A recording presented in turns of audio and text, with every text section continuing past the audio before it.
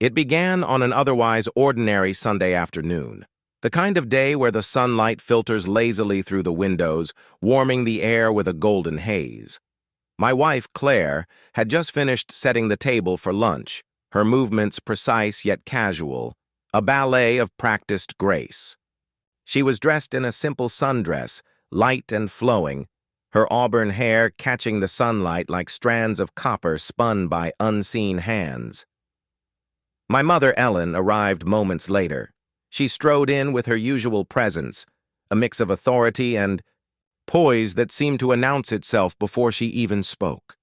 At 63, she carried herself like someone who had long since mastered the art of commanding respect. Her silver hair was impeccably styled, her tailored blazer and silk scarf a testament to her unrelenting attention to detail. I greeted her with a hug, the scent of her lavender perfume stirring childhood memories. Claire offered a warm smile, her hand lightly brushing my arm as if to anchor me in the present. My mother's smile in return was polite, though her eyes flicked to me with a subtle, searching intensity. Something about her gaze made me feel exposed, as though she was peeling back layers to study what lay beneath. As we sat down to eat, the conversation flowed with the ease of routine. Updates about work, anecdotes from my mother's bridge club, and a sprinkle of light-hearted banter. But beneath the surface, I sensed an undercurrent, a tension I couldn't quite place. It wasn't until we were clearing the table that she said it. Words so outlandish, so utterly unfathomable, that for a moment I questioned if I'd misheard. Her. "You know, Claire," she began, her tone deceptively casual, "I've always believed that a woman has to make certain sacrifices for the greater good of her family. Sometimes, even unconventional ones." Claire paused, a plate in her hands, her brow furrowing in confusion. "I'm not sure I follow," she said cautiously. My mother turned to me then, her expression inscrutable, as if weighing whether to proceed. When she spoke again, her voice was calm, deliberate. "What I mean, darling," she said, addressing Claire but glancing pointedly at me, "is that if you were to explore other options, romantically speaking, it might benefit everyone involved." The plate slipped from Claire's hands, shattering against the tile floor. My pulse quickened, a rush of heat rising to my face. Did she just suggest what I thought she did? No, it couldn't be. But the silence that followed was heavy, suffocating, and there was no mistaking the gravity of her words. "Mom," I began, my voice tight. "What are you talking about?" She looked at me then, her expression calm, almost pitying. "You've always been a good man, Daniel, a loyal husband. But life isn't always black and white. Sometimes stepping outside the lines is what keeps the picture intact." Her words struck me like a slap, and yet her tone was so matter-of-fact it was as though she'd simply suggested we change the curtains. Claire was frozen in place, her gaze darting between my mother and me as if trying to decode the absurdity of the moment. Her hands trembled slightly, and I could see the conflict in her eyes, confusion battling with a dawning anger. I stepped forward, the sharp crunch of porcelain shards under my shoes punctuating the silence. "Mom," I said, my voice steady despite the storm brewing inside me, "you need to explain yourself, right now." Ellen sighed, as though I was the unreasonable one in this scenario. She smoothed her scarf and leaned back against the counter, her polished nails tapping lightly on the granite. "It's not as scandalous as you're making it out to be," she began, her tone patient, like a teacher explaining a complex concept to a slow student. "I've seen the strain you two have been under. Daniel, you've been working late nights taking on extra projects. And Claire," she turned her gaze to my wife, "I know you've expressed frustrations about the dynamic." Claire blinked, her face flushing with a mixture of indignation and bewilderment. "Frustrations?" she echoed, her voice barely above a whisper. "Don't act surprised," my mother said, waving a dismissive hand. It's natural in any marriage. Expectations shift, desires evolve. Sometimes the best way to preserve what's important is to allow room for, how should I put it? Flexibility. Her words hung in the air like smoke, acrid and suffocating. I couldn't hold back any longer. Are you seriously suggesting that Claire cheat on me? Is that what you're saying? I wouldn't call it cheating, she replied smoothly, unflinching under the weight of my incredulity. I'm suggesting an arrangement, something discreet, something that lets you both find what you're missing without destroying what you have. The room spun for a moment, and I had to steady myself against the counter. Was this real? Was my own mother standing in my kitchen calmly proposing that my wife and I undermine the very foundation of our marriage? Claire finally found her voice, and when she spoke, it was laced with a quiet fury. Ellen, I don't know what you think you know about our marriage, but this— She gestured sharply between us. This is not something you get to involve yourself in. I love your son, and whatever issues we face them together. For the first time, my mother's composure faltered. A flicker of surprise, even disappointment, crossed her face, but she quickly recovered, straightening her posture as if steeling herself for battle. I'm only trying to help, she said, her voice softening, though the steel in her eyes remained. You're both too close to see the bigger picture. Daniel, I've seen how tired you look, how distant you've become. And Claire, I've heard the strain in your voice when we've talked. You think love is enough, but sometimes it isn't. Sometimes love needs reinforcements. Reinforcements? I snapped, the word tasting bitter on my tongue.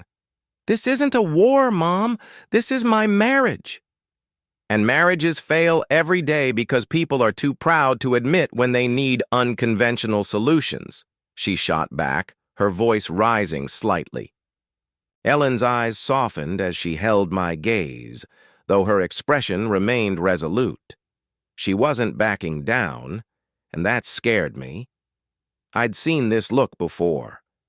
When she wanted something, when she believed she was right beyond a shadow of a doubt. But this wasn't about a family recipe or how to rearrange the living room. This was my marriage, and she was tampering with it like it was her right. Mom, I said, trying to keep my voice steady, why are you really doing this? Because this isn't just about us. This is about you. So tell me, what's going on? For a moment, her face was unreadable, her polished veneer intact. Then she sighed, her shoulders dropping just enough for me to notice. She glanced away, her hand fiddling with the edge of her scarf, and I saw something I rarely saw in her vulnerability. When I was your age, she began, her voice softer now, your father and I hit a rough patch. A deep one?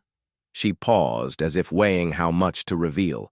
It wasn't ideal, but we found a way through it. And yes, it involved stepping outside the bounds of traditional marriage. The words hit me like a punch to the gut. I stared at her, trying to process what she'd just admitted. You're saying, Dad? My voice broke, and I couldn't finish the sentence. She nodded, her expression unreadable. And me, she said quietly. The room felt like it was closing in. I looked at Claire, who stood frozen, her eyes wide with a mix of shock and discomfort. I turned back to my mother, my voice rising despite myself. You're telling me you both cheated? And now you think that's some kind of blueprint for success? Not cheated, she corrected sharply, her composure snapping back like a rubber band. We made an agreement, a choice. It was a matter of survival, and it worked. We stayed together. We raised you. We built a life. At what cost? I asked, my voice barely above a whisper. Ellen's eyes flickered, and for the first time, I thought I saw regret. It wasn't perfect, she admitted. But perfection is a myth, Daniel. Marriage is messy. People are messy. What matters is whether you're willing to fight for it, even if it means breaking a few rules. Her words hung heavy in the air, each one sinking into me like lead. The polished, picture-perfect marriage of my childhood was suddenly revealed to be a facade, and I didn't know how to reconcile that with the woman standing in front of me.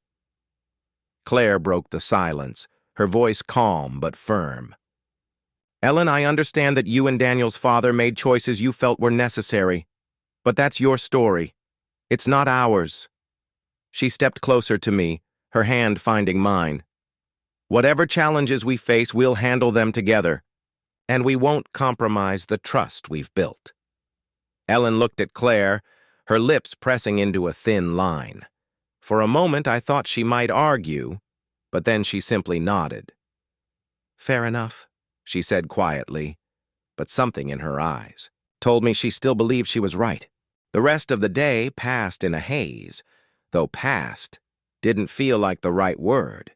It lingered, the weight of what I'd just learned stretching every moment until even the silence felt unbearable. Claire busied herself tidying up the kitchen, a futile attempt to reclaim normalcy, while I sat on the edge of the couch, staring at nothing in particular. The memories started coming in waves. My father, always steady, always present. The dinners where he'd ask me about my day with genuine interest, his easy laughter filling the room. My mother, the orchestrator of every holiday and milestone, ensuring the family looked flawless to the world. It had all seemed so solid, so untouchable. But now, it was as though someone had pulled a thread, unraveling the tapestry I'd spent my entire life admiring. All a facade. I closed my eyes, leaning forward with my elbows on my knees. My head throbbed, my thoughts spiraling. How had I never noticed? Had I been blind, or had they been that good at hiding it? And worse, did this revelation taint everything? The sound of Claire's footsteps broke through my thoughts. She sat down beside me, her hand resting lightly on my knee. I didn't look at her. I couldn't. "Daniel," she said softly, her voice pulling me back to the present. I shook my head, my voice hoarse. "I don't even know who they are anymore. All my life I thought they were this example of what a marriage should be. And now," I exhaled sharply, my chest tightening. "Now I feel like everything they taught me was a lie." She didn't say anything right away, and I was grateful for it. The last thing I wanted was platitudes. "My dad," I continued, my voice trembling. "He was my hero. I wanted to be like him, steady, reliable. And Mom, she always talked about loyalty, about doing what's right for your family. But they—" I stopped, the words catching in my throat. Claire squeezed my knee. "They're still the people who raised you," she said gently. "They made mistakes, big ones, but that doesn't erase everything they did right." I let her words sit for a moment, though they didn't feel like enough. I don't understand how they could do that to each other. How they could look at me every day, teaching me about trust and commitment, knowing they'd broken it themselves. Claire shifted closer, her arm wrapping around my shoulders. "Maybe they thought they were protecting you, or maybe they were just trying to survive in the only way they knew how." "Survive," I muttered bitterly. "That's what Mom called it, like marriage is some kind of battlefield." Claire tilted her head, her voice soft but resolute. "For some people it is." I finally looked at her, searching her face for something. Understanding, maybe. Or reassurance. What I found was unwavering determination. "That's not going to be us," I said, my voice firmer now. Her lips curved into a faint smile. "No, it's not." The next morning, I woke early, the weight of the previous day pressing down on me like a heavy blanket. Claire was still asleep, her breathing slow and even, and I sat up carefully, not wanting to disturb her. I needed space, silence, a moment, to make sense of everything. I found myself in the small study at the back of the house, surrounded by shelves of books and the faint smell of old paper. This was my sanctuary, the place where I could escape the world and lose myself in thought. But today, even the quiet comfort of this room couldn't drown out the noise in my head. I sat at the desk, staring at the blank notebook in front of me. Writing had always been my way of working through things, but now, words seemed inadequate.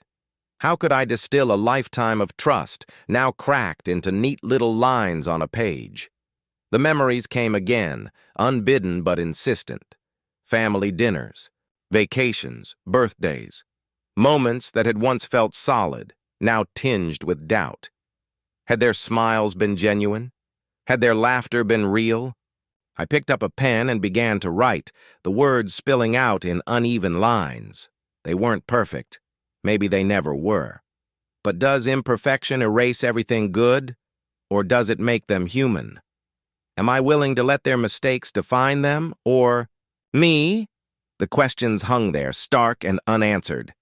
As I stared at the page, a new thought began to take shape, hesitant but insistent. Maybe my parents' flaws weren't a betrayal of everything they'd taught me.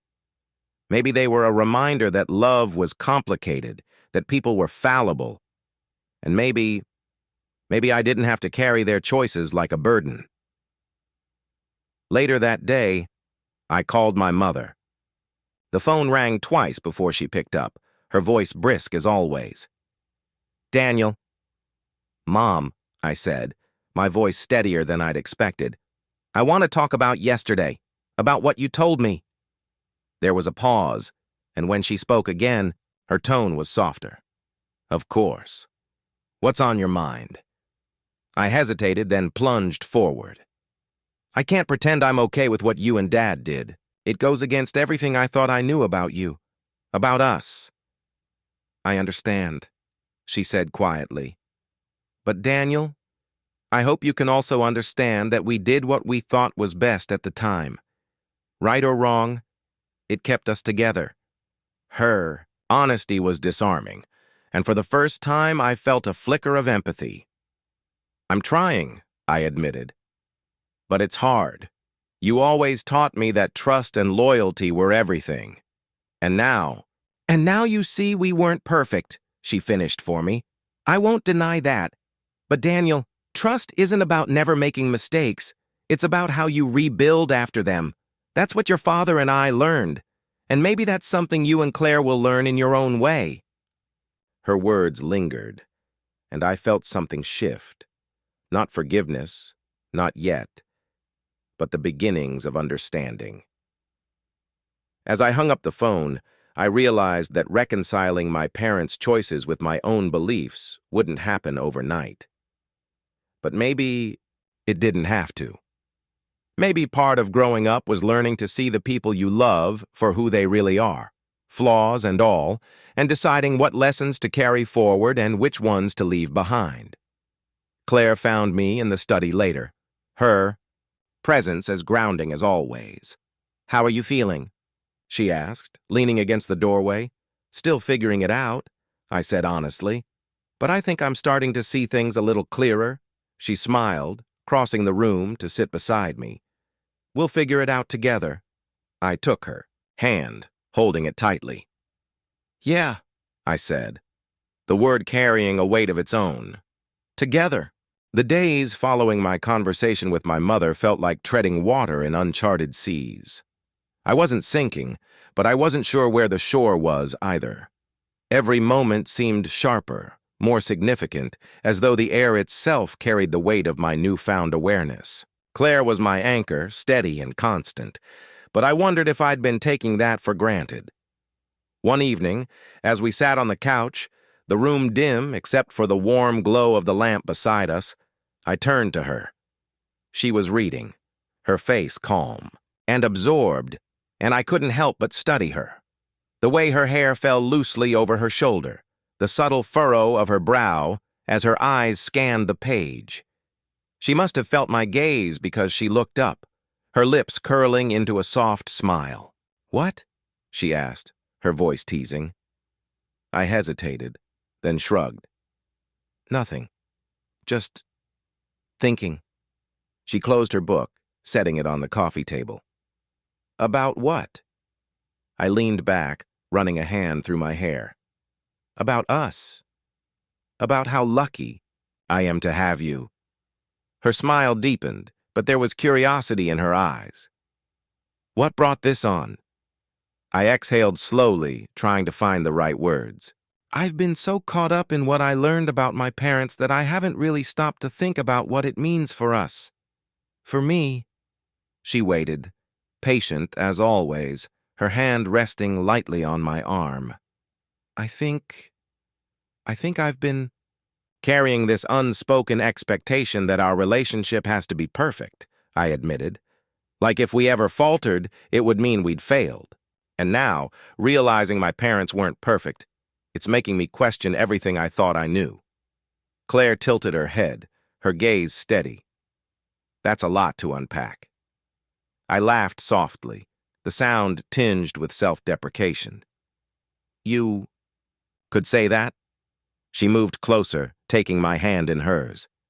Daniel, no relationship is perfect. Not mine with you, not your parents, not anyone's. But that's not what makes it valuable. It's how we choose to show up for each other, even when it's hard, especially when it's hard. Her words settled over me like a balm, soothing but not dismissing the ache I felt. I know, I said. And I want to show up for you. I want to make sure I don't take what we have for granted, because you deserve more than that. She squeezed my hand, her expression softening. You don't have to be perfect. For me, Daniel. Just honest. That's all I've ever needed. The knot in my chest loosened, and I pulled her into an embrace, her warmth grounding me. In that moment, I realized that understanding my parents' flaws didn't just challenge my beliefs. It gave me permission to be human. The realization that my parents' marriage had survived betrayals was unsettling, but it planted a seed of curiosity about resilience. It forced me to question everything I thought I knew about loyalty, trust, and forgiveness. But the idea of my wife Claire ever betraying me, that was a boundary I hadn't even considered crossing, until one day I did. It started innocently enough, a rainy Thursday evening in late spring. Claire and I were sitting at the dining table, a half-empty bottle of wine between us. It had been a long week, and the rain outside seemed to mirror the quiet tension that had crept into our lives. Claire swirled the wine in her glass, her eyes fixed on a point somewhere beyond me. Daniel, she began, her tone hesitant. I set my fork down, sensing the weight behind her words. What's on your mind? She glanced at me, then looked away as if summoning courage. Your mother called me today. My chest tightened. My mother's calls had become sporadic since our heart-to-heart, and when she did reach out, it was rarely to Claire. What about? She brought up something strange, Claire said, her voice quieter now. She said she thought I should cheat on you. The words landed like a physical blow. I blinked, sure I'd misheard her. What? Claire looked at me then, her eyes searching mine for a reaction. She said it might make us stronger, that it would test our relationship. A laugh bubbled out of me, sharp and disbelieving. That's ridiculous. I know, Claire said quickly. I thought the same thing, but the way she said it, Daniel, it wasn't just some flippant comment. She genuinely believes that's why their marriage survived. The room felt colder, the steady patter of rain against the windows filling the silence between us. I leaned back in my chair, trying to process what she'd just said. That's insane, I said finally. Claire, I don't care what my mother thinks works for her. That's not how we fix anything, by breaking it further. I agree, she said, her tone firm. But then her voice softened, her gaze dropping to the table. But it made me think about us, about whether we've been honest with each other. The knot in my stomach tightened. What do you mean? She hesitated. her fingers tracing the rim of her glass. We've been so focused on being the perfect couple, never fighting, never faltering. But are we really being vulnerable with each other? Are we talking about the things that scare us or hurt us? Her words hung in the air, their truth undeniable. Claire, if something's been bothering you, tell me, I said, leaning forward. I don't want us to be like my parents, pretending everything's fine when it's not. She met my eyes then, a flicker of uncertainty in her gaze.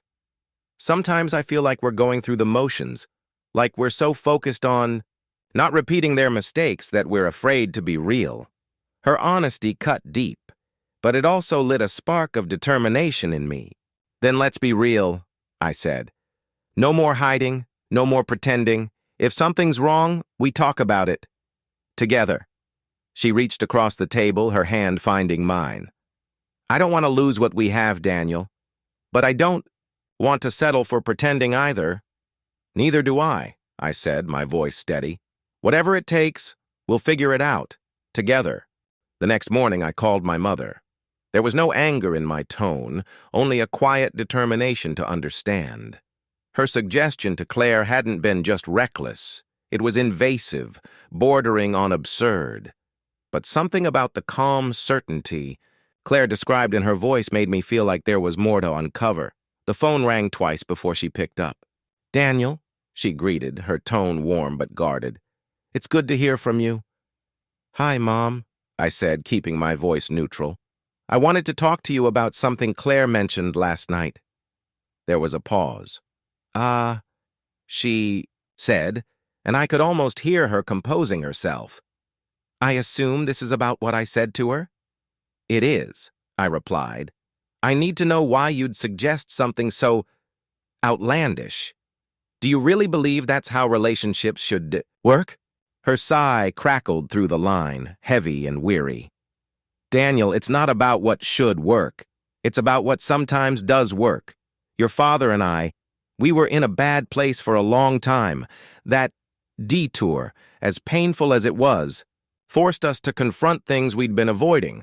It brought everything out into the open. I leaned back against the counter, gripping the phone tightly. So you think pain is the only way to fix something? No, she said quickly. But sometimes pain is unavoidable. What I said to Claire wasn't about encouraging her to betray you. It was about shaking loose the complacency I see in your marriage. Her words struck a nerve. Complacency? Yes, she said, her voice firm now. You and Claire are good at playing it safe. You've built this careful little life where everything is controlled, predictable. But life isn't like that, Daniel, and neither is love. Sometimes it's messy and raw and ugly. And if you don't face that, you'll end up like we were before things fell apart, living side by side, but a million miles apart. Her words stung because part of me recognized their truth. Claire's confession the night before, that we were afraid to be real with each other, echoed in my mind. That doesn't mean you sabotage what you have, I said, my voice quieter now. It means you fight for it. And what do you think I was doing? She countered, her voice softening. Daniel, I fought for your father and for you in ways you may never understand. Was I right in everything I did?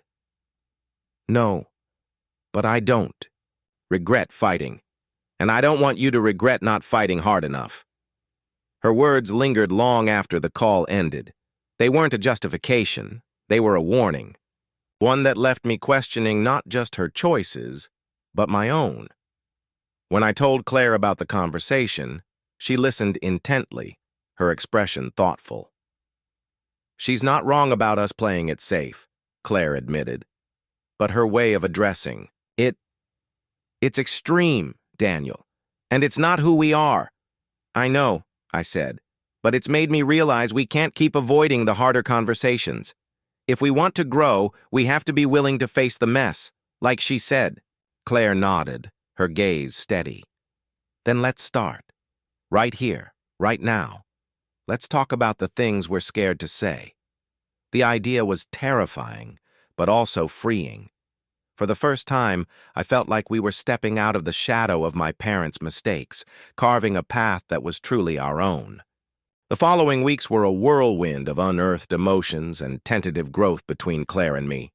We talked about everything, the fears we'd never voiced, the doubts we'd buried, and even the moments we'd been tempted to look outside our relationship for something we felt was missing. Each conversation brought us closer, but the shadow of my mother lingered, her influence seeping into corners of our lives I hadn't expected. It started subtly, with Claire receiving more calls from her. At first, I didn't think much of it. My mother and Claire had always shared a cordial relationship, but never one that ventured into deep emotional exchanges. Now, though, Claire would hang up the phone looking contemplative, sometimes unsettled. One evening, as we lay in bed, I decided to ask, "You've been talking to my mom a lot lately," I said casually, staring at the ceiling. Claire shifted beside me. "She's been reaching out more," she admitted. "It's unusual, but I think she's trying to be supportive." Supportive how? I turned to face her, my curiosity piqued. Claire hesitated, then met my gaze. "She's been sharing more about her life with your dad. The struggles they went through, the mistakes they made. She says she sees a lot of herself in me." The admission caught me off guard. "Do you feel that way?" Claire shrugged. "In some ways, maybe. But I'm not her, Daniel. And you're not your father. I think she wants to help, but sometimes it feels like she's projecting." That word, projecting, stuck with me. A few days later, I stopped by my parents' house. My mother greeted me at the door, her eyes lighting up in surprise. "Daniel, what a nice surprise. Come in." Her home, as always, smelled faintly of lavender and old wood. She guided me to the living room, where she poured us both cups of tea.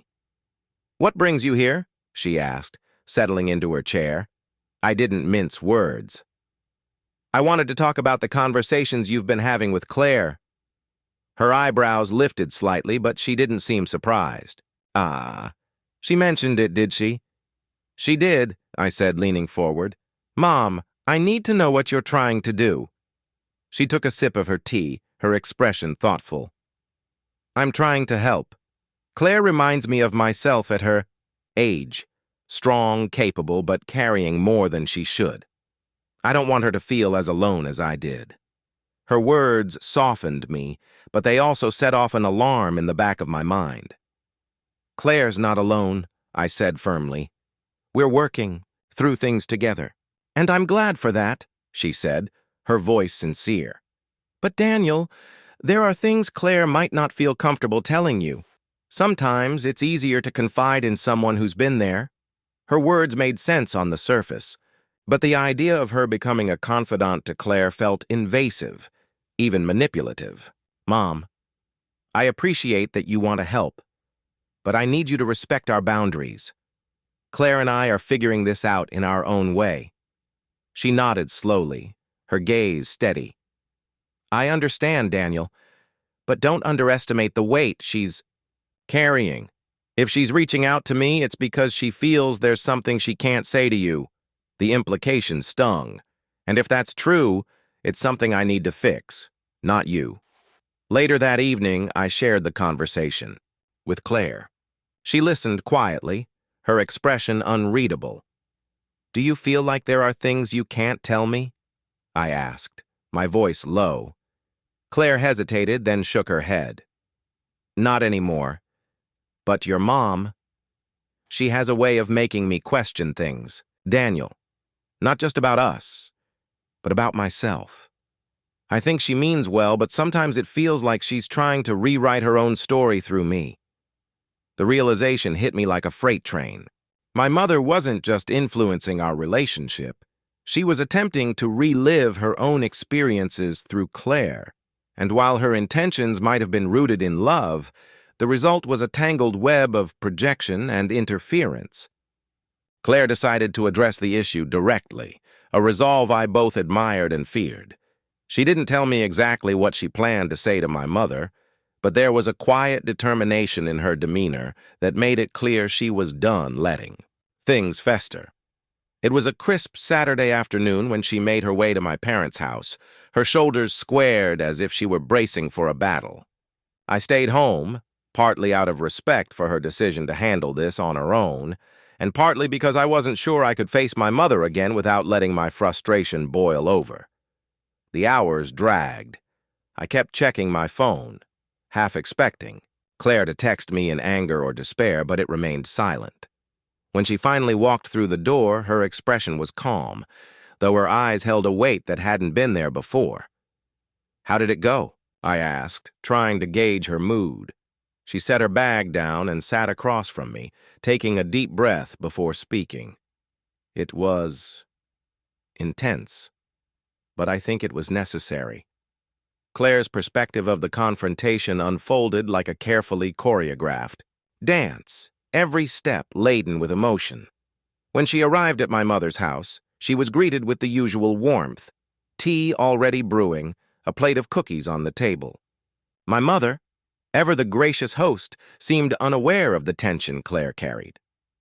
"Claire, what a lovely surprise," my mother said, gesturing for her to sit. Claire didn't waste time on pleasantries. "I wanted to talk about the conversations we've been having," she began, her tone firm but respectful. My mother tilted her head slightly, curiosity flickering across her face. "Of course. Is something wrong?" Claire took a deep breath, steadying herself.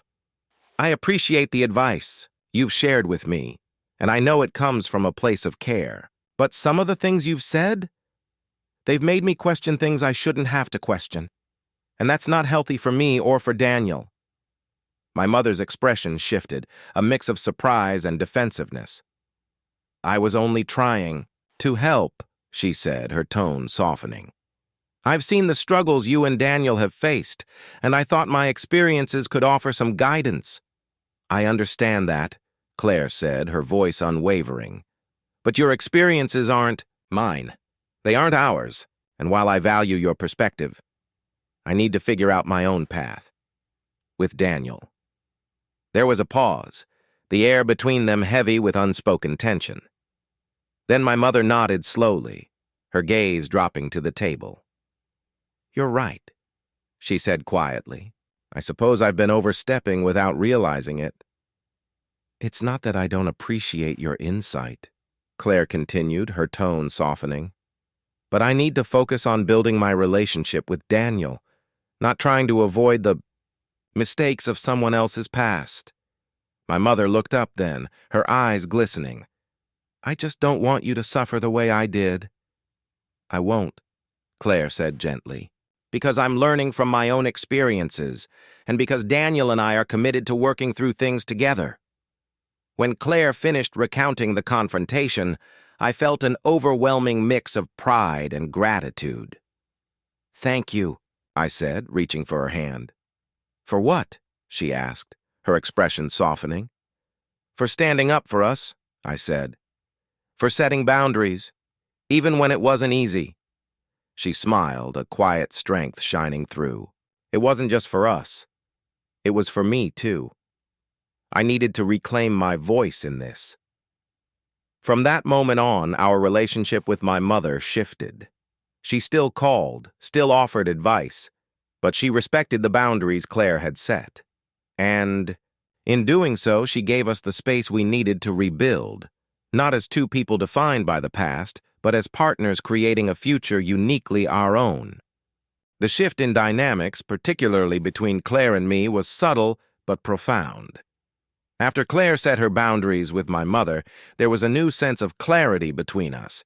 It was as if the layers of doubt and confusion that had clouded our communication began to dissipate, revealing a stronger, more grounded version of our relationship.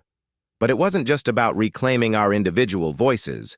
It was about recognizing the power of mutual respect and the importance of creating a partnership that was truly ours, free from external influence. We began to talk more openly, even when the topics were uncomfortable. It was in these moments that I truly saw Claire. Not as the woman I had assumed I knew, but as a person with her own dreams, fears, and desires. And while I had always believed we shared a deep connection, I realized just how much we'd been holding back. One evening, after a quiet dinner at home, Claire turned to me as I cleared the plates. "I've been thinking," she said, her voice tentative but clear, "about everything we've been talking through lately." I set the plates down and sat beside her. "What are you thinking?" "I think we've been so focused on surviving, on making sure we don't repeat the mistakes we've seen in the past, that we haven't really thought about what we want from each other, from this marriage. What do we need to thrive, Daniel?" Her words were like a spark, igniting a fire within me. I hadn't realized how much I'd been caught up in avoiding failure, in trying not to become my parents, that I hadn't allowed myself to dream with. "Claire." "You're right," I said slowly. "I think we've been so concerned about the past, about making sure we don't end up like them, that we forgot what we're building for ourselves." Claire's eyes softened, her fingers brushing mine. "Exactly. And I think the first step is to stop looking for answers in other people's mistakes. We need to trust ourselves more, trust each other." In that moment, I knew that we were on the verge of something deeper. We were no longer merely reacting to the influences around us. We were actively shaping our future, and that felt both exhilarating and terrifying. But even as we moved forward, the echoes of my mother's influence still lingered in the background. She had stepped back, respecting Claire's boundaries, but there was something in her gaze whenever she saw us together now, something unreadable, like she was watching from the shadows, waiting for us to stumble. One afternoon, after we returned from a weekend getaway, I stopped by to visit her, hoping to clear the air once and for all. She greeted me with a smile, though it was tinged with something I couldn't place. "Daniel, I'm so glad you're back," she said, her voice warm but slightly distant. "How was your trip?" "It was good," I said, sitting down. "Really good. I think Claire and I are finally starting to get on the same page. We've been having some important conversations." My mother's smile flickered for a moment, before it returned. "I'm glad to hear that. You've both been through a lot." "I think we're starting to understand each other more," I continued, watching her closely. "But, Mom, I want to be clear about something. We're going to figure this out on our own. We're not trying to avoid mistakes from the past. We're just building something new." Her eyes met mine, and for the first time in weeks, I saw something vulnerable in them. "I'm not trying to control you, Daniel," she said softly. "I just don't want you to suffer the way I did. I don't want Claire to feel alone the way I felt when your father and I were drifting apart. That's all." I could feel the weight of her words, but there was something else in the air, a recognition that the past could no longer dictate our choices. "We're not alone, Mom," I said, my voice firm but gentle. "Claire and I are a team, and we're going to face whatever comes together without the past weighing us down." She nodded slowly, as if processing my words. "I understand," she said quietly. "I'll respect that. But just remember, I'm here if you need me." And for the first time, I realized how much I had been trying to please her. How much of my own sense of security had been built on trying to live up to her expectations. But now I was building something with Claire. Something that was ours alone. And that realization, though bittersweet, brought a sense of peace I hadn't felt before. Back at home, Claire and I continued to grow, to redefine our relationship. Our conversations became more fluid, more intimate. We started planning for the future, not just a future without mistakes, but one filled with shared dreams and a commitment to carving out a life of our own. One night, as we sat on the couch, the light from the fireplace casting a warm glow around us, Claire turned to me. "What if we stopped worrying so much about what we don't want and focused more on what we do want?" Even as Claire and I stepped forward into our future, building something grounded in trust and mutual respect, My mother remained a constant, albeit more subdued, presence in the background. She had taken a step back, respecting Claire's boundaries, but there was an underlying tension that never fully disappeared. It was as though she was lingering on the periphery of our lives, watching us closely, waiting for us to falter. I couldn't shake the feeling that my mother's influence was still there, though more insidious now. She didn't intervene as directly anymore, but her words, her advice, they carried an unspoken weight. Claire and I had created our own rhythm, but my mother's ghost was still in the room with us, lingering in the spaces between our conversations, like an uninvited guest who had learned to sit in silence, but whose presence was undeniably felt. One afternoon, when Claire was out running errands, my phone buzzed with a message from my mother. "I've been thinking about you and Claire. I know you both are trying to figure things out, but I just want to remind you that the most important thing is always being open with each other. Communication is key, Daniel. Don't let things go unsaid." The message, though well-intentioned, had a tone that made my skin crawl. It was as if she was reminding me of the lessons she had tried to teach me, but from a distance, as though the mere fact that she was thinking of us somehow gave her license to keep inserting herself into our lives. I stared at the text for a long moment, my thumb hovering over the screen as I debated how to respond, or if I should respond at all. But then I thought about it. I realized that this wasn't just about my mother's unsolicited advice. It was about how her presence, her need to control the narrative, continued to influence me even when she wasn't physically there. It was a reminder of the role she had always played in my life, the one who guided, the one who shaped, the one who had tried to protect me from the world, but in doing so, had often suffocated my ability to make decisions for myself. I set the phone down, a deep sense of frustration welling inside me. The next time I saw her, I couldn't ignore the tightness in my chest. My mother had invited us over for dinner, a familiar ritual that I had long accepted, even if it sometimes felt like a performance. Claire was by my side, her hand resting gently in mine, a silent but reassuring presence. Over dinner, my mother made small talk with Claire, her tone warm but calculated. It was clear she had accepted the boundaries Claire had set, but there was something about her that still felt like she was testing the waters, searching for cracks in our new relationship. "Claire," my mother said, her voice sweet but just a little too measured. "You know, I've been reflecting on some of the things we talked about. The struggles Daniel and I went through.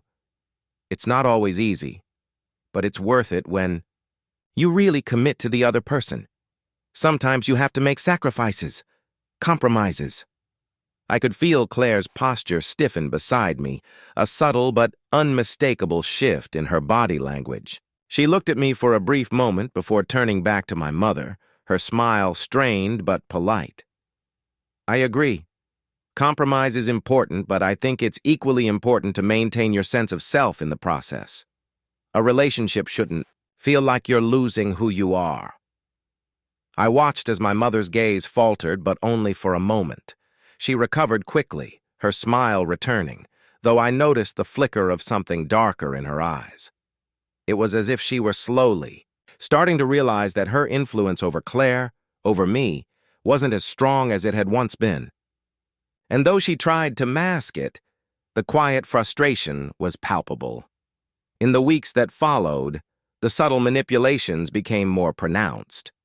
My mother would call me more frequently, offering unsolicited advice about our relationship, about Claire's role, about what I should do to ensure we didn't fall into the same traps that she and my father had. Her voice was always sweet, always caring, but there was an undercurrent of pressure in her words, like a soft, persistent push trying to steer me in a particular direction. One evening, after one of these calls, I found myself alone in the living room, staring at the phone in my hand. Claire had gone to bed, and I was left with the feeling that my mother was still trying to control something she no longer had any right to. I had never realized just how much my mother had shaped my worldview until now, how much of her opinion had mattered to me, even when I tried to distance myself from it. But now, more than ever, I knew I had to make a choice. My relationship with Claire was mine to navigate. I didn't need my mother's approval or her advice to determine what was best for us. The next time my mother called, I didn't hesitate. "Mom," I said, my voice steady but firm. As time went on, Claire and I slowly built the kind of foundation I had longed for, a partnership where trust, communication, and understanding were central. We worked through the complexities of our individual histories, the scars we carried from past mistakes, and the external pressures from family. For a while, it felt as if we were finally out of the shadow of the past, creating something fresh and meaningful. But in the quiet, unspoken spaces of our lives, things were far from perfect. It began subtly. Little moments where Claire seemed distant, lost in her thoughts, her eyes flickering with an intensity that I didn't fully understand. At first, I brushed it off. The stresses of life, work, the everyday grind of our routine. It was only natural to feel exhausted. But then came the nights when she would stay up late, her phone on the kitchen counter, vibrating with messages she never let me see. The texts were fleeting, but the shift in her behavior, the small hesitations when I asked simple questions, became harder to ignore. "I just need some space," she would say when I pressed her. Her voice, though calm, had a tremor beneath it that I couldn't quite place. "It's nothing, really. Just some things on my mind." I didn't press her further, but I couldn't shake the unease that gnawed at me. It all came to a head, one rainy afternoon, just as the sun was dipping low behind the curtains. I had just returned from a meeting and Claire wasn't home. I noticed her phone on the couch, the screen lit up, displaying an unfamiliar name flashing on the display. Her silence echoed through the empty room as I reached for the phone, a decision that felt instinctive, but wrong at the same time. I read the texts, each one more damning than the last. They were laced with the kind of intimacy that stung, words that spoke of moments shared, of things I didn't know. "I can't stop thinking about you. We need to be careful, but this feels too real to ignore. I miss you already. I'll be waiting for you tonight." My heart stopped. Time seemed to stretch and shrink at the same time. A flood of memories hit me. The times I thought we had been stronger than before, the late-night conversations we shared, the moments of silence that had once felt comfortable but now felt like warnings. I had no right to look, no permission to intrude. But in that moment, I couldn't stop myself. The betrayal was a bitter taste, one I hadn't expected to swallow again. When Claire came home, I didn't ask questions immediately. I couldn't. My voice felt thick, clogged with emotion. She could see it in my eyes. It didn't take long for her to know I had found out. "Daniel," her voice was shaky, fragile in a way I hadn't heard in a long time. She seemed so small standing in the doorway, her hand gripping the edge of the frame as if she needed something to hold on to. "What is this?" I asked quietly, my voice barely above a whisper. Claire closed her eyes for a moment, a single tear slipping down her cheek. I didn't mean for it to happen. I didn't want it to happen." Her words came out in fragments, as though they were stuck, like pieces of a puzzle that didn't quite fit. I took a step forward, but the distance between us felt infinite. "Who is he?" Her silence was answer enough. But still, she spoke. "It started as a mistake, something I never planned on. But then, it got harder to stop." The words hit like a hammer, shattering the remnants of the trust I had worked so hard to rebuild. The sharpness of it, the feeling of being blindsided, was unlike anything I had felt before. I had known loss, pain, even betrayal before, but this was different. This was someone I loved, someone I had fought for, crumbling in front of me. "I thought we were past this," I said, my voice trembling. "After everything we've been through, after everything we've said to each other, how could you—" "I don't know," she interrupted, her voice breaking. "I don't know. I wasn't thinking clearly, I just felt like something was missing. And before I knew it, I was too deep. I never wanted to hurt you, Daniel. I never wanted to hurt us." Her words felt like poison, slowly seeping into my veins, spreading through my chest, chilling the warmth I had once felt toward her. I had lived through betrayal once, with the echoes of my parents' mistakes haunting me, but I had never expected this from her. Over the following days, I pulled away. I needed space, but more than that, I needed to understand. I needed to make sense of the chaos that had suddenly overtaken my life. Claire apologized, begged for my forgiveness, but there was no simple way to heal the wound she had inflicted. The trust that had been carefully woven between us was now frayed, unraveling with each apology, each explanation, each tear. She told me everything. How it started with a few innocent conversations, how she hadn't meant to let it go this far, but how the emotional distance between us had driven. As I sat in the stillness of our apartment, the weight of the decision before me pressed down on my chest, suffocating my thoughts. Betrayal was an ugly thing, but its aftershocks, those reverberations that twisted and knotted your heart, were even uglier. Every time I looked at Claire, I felt a rush of anger, of something raw and primal, bubbling beneath the surface. I was trapped between two worlds. The one where I loved her, where we had built something that had once felt real and good, and the one where she had shattered my trust, leaving me with nothing but the jagged pieces of the life I thought I knew. I wanted to hurt her. I wanted her to feel the pain I felt, the sting of being deceived, the ache of watching everything I had worked for crumble away. A voice inside me whispered, "Get back at her, make her understand, make her suffer the way you have." It was a dark, dangerous thought that pulsed in my mind, becoming louder and more insistent. I had never truly entertained the idea of revenge before, had always prided myself on my ability to rise above the impulse for retaliation.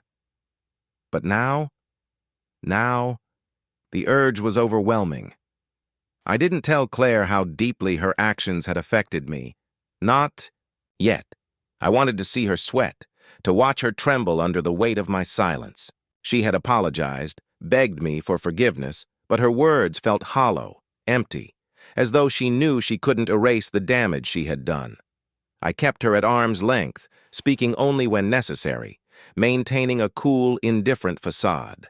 But inside, I was seething, and every time she reached out, every time she tried to bridge the gap between us, I recoiled.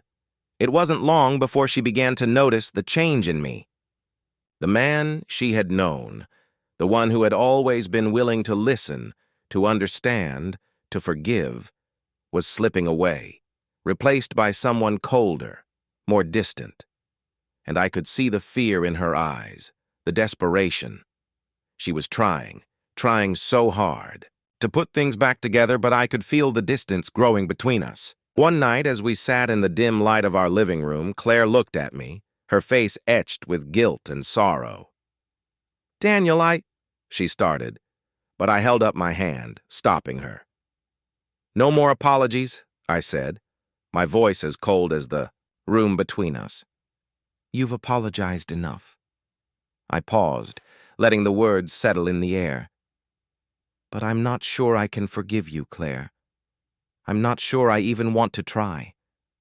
Her eyes widened, and I saw the hurt flicker there, the same hurt that had lived in my chest for days. She reached for my hand, but I pulled it away, the sting of her betrayal still too fresh, too raw. "I can't stand to see you like this," she whispered. "I never meant to hurt you. You have to know that." But I didn't know that. I didn't believe her anymore. She had done this. She had crossed a line that could never be uncrossed. and I couldn't help but wonder if she had been lying to me all along, wearing a mask of regret only when she knew she'd been caught. Was it really about me? Or was it about the fear of losing what she had with me? The questions gnawed at me, the bitterness rising with each thought. What if just once I made her feel the way I felt? What if I let her experience the taste of betrayal, the sting of a trust broken in ways that couldn't be mended? Could I even look myself in the mirror if I did that? Could I live with myself after I took revenge? I didn't make a decision that night, but the idea began to take root, like a seed planted in the darkest soil, fed by the pain I had yet to express. I didn't know what form it would take, this revenge. I didn't know if it would be an act of retaliation that I could justify, or a cold silence that would eat away at everything we had. But I knew this. I wanted her to understand. I wanted her to know how deep her actions had cut. Days turned into weeks, and Claire, still desperate to fix what we once had, continued to pour herself into our home, into our relationship, trying to rebuild what was now in tatters. But with each attempt, the anger inside me only grew, and the silence between us stretched longer. I kept her at arm's length, never fully acknowledging her attempts to make amends. It was as though I were watching her from a distance, a spectator, to the destruction of something that had once been beautiful. And then, one evening, I saw him, the man she had betrayed me with. It happened unexpectedly. While I was out for a walk, clearing my head, I saw them together, standing in a coffee shop. He was tall, dark-haired, wearing a jacket I recognized, and there she was, Claire, laughing, her eyes bright in a way they hadn't been for weeks.